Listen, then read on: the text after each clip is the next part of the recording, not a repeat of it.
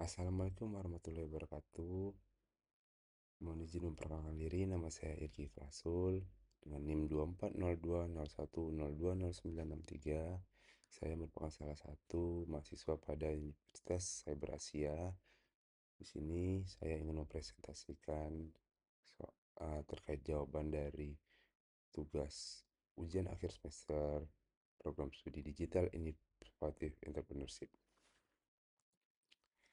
Di sini saya memilih opsi kedua pada soal UAS yang diberikan dengan eh, soalnya terkait analisis bisnis digital, studi kasus, dan keunggulannya. A. Pengertian bisnis digital dan perbedaannya dengan bisnis konvensional. Bisnis digital adalah model bisnis yang memanfaatkan teknologi digital untuk menjalankan operasionalnya, mulai dari pemasaran, penjualan, layanan pelanggan hingga pengelolaan produk atau layanan. Ini mencakup penggunaan website, aplikasi mobile, e-commerce, dan sistem pembayaran digital untuk meningkatkan efisiensi, memperluas pasar, dan memberikan pengalaman pelanggan yang superior. Dalam bisnis digital, transaksi dapat dilakukan secara online, memungkinkan interaksi tanpa batasan waktu dan tempat, berbeda dengan bisnis konvensional yang mengandalkan saluran fisik. Bisnis digital menawarkan kemudahan akses dan fleksibilitas yang lebih besar, memungkinkan pelanggan berbelanja atau bertransaksi kapan saja dan di mana saja. Ada terdapat 4 perbedaan bisnis digital dengan bisnis konvensional yang salah satu menjadi yang utama, yaitu teknologi dan infrastruktur.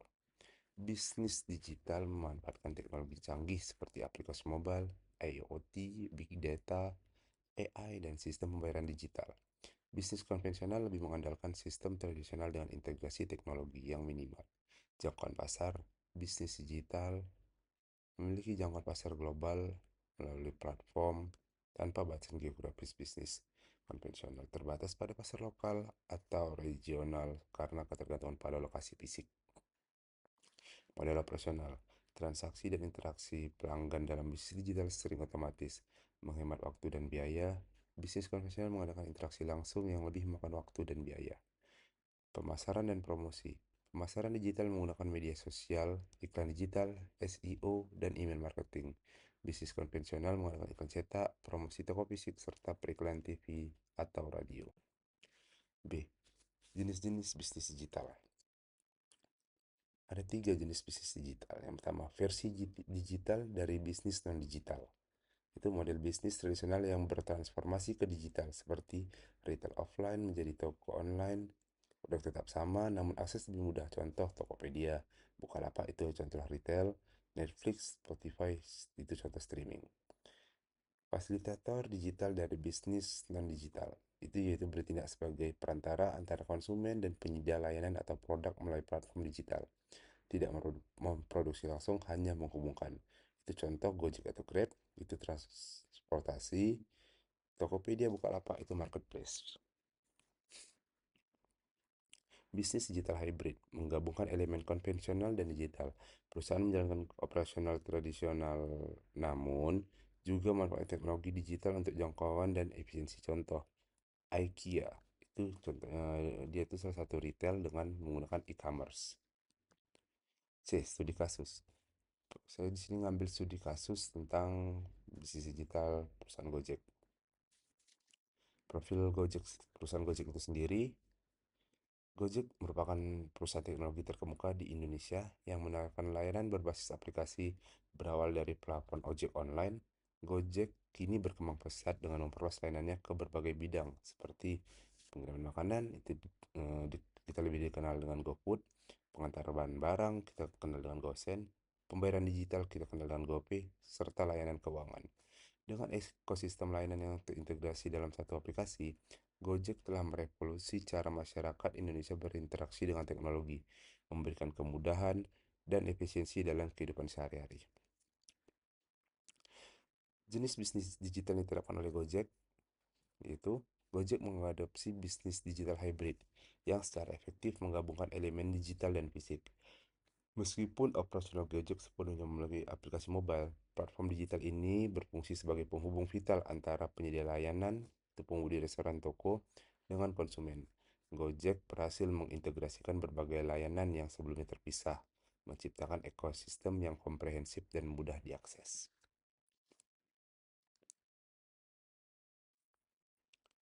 D. Keunggulan bisnis digital yang diterapkan oleh perusahaan Gojek itu sendiri.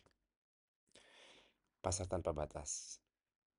Gojek tidak terlihat lokasi fisik, tidak terikat lokasi fisik, dapat diakses di seluruh Indonesia melalui aplikasi, memperluas jangkauan pasar secara signifikan. Ekspansi internasional ke Vietnam dan Thailand juga mengurangi ketergantungan pada pasar lokal. 2. Potensi penghasilan lebih besar. Bisnis digital Gojek menawarkan beragam sumber pendapatan dari transportasi, pengiriman makanan, pembayaran digital, dan layanan keuangan. Diversifikasi ini mengoptimalkan potensi penghasilan dan mengurangi risiko ketergantungan pada suatu layanan. Pemanfaatan teknologi digital untuk efisiensi. Gojek memanfaatkan big data, AI, dan machine learning untuk memahami perilaku konsumen, memprediksi permintaan, dan menyempurnakan layanan. Cloud computing juga digunakan untuk penyimpanan data besar dengan biaya rendah dan akses cepat, meningkatkan efisiensi operasional. Transformasi digital dan pengembangan bisnis digital Gojek. Transformasi digital yang dilakukan oleh Gojek itu telah mengalami transformasi digital yang signifikan sejak awal. Dimulai dengan layanan transformasi, Gojek terus menambah berbagai layanan lain dalam satu platform terintegrasi. Ini termasuk GoPay itu seperti dompet digital, GoFood itu untuk pengiriman makanan, GoSend untuk pengiriman barang, dan GoTix untuk pemesanan tiket. Transformasi yang seperti ini menciptakan ekosistem yang sangat terintegrasi, memberikan kenyamanan bagi pelanggan, dan meningkatkan pendapatan perusahaan dari berbagai sumber. Adapun nih usulan dari pemikiran saya untuk pengembangan bisnis digital untuk Gojek. Yang pertama, itu pengembangan layanan berbasis kecerdasan buatan atau kita lebih kenal AI, meningkatkan kemampuan AI untuk memprediksi perilaku konsumen, memberikan rekomendasi layanan yang lebih personal dan relevan. 2. Ekspansi layanan digital keuangan digital.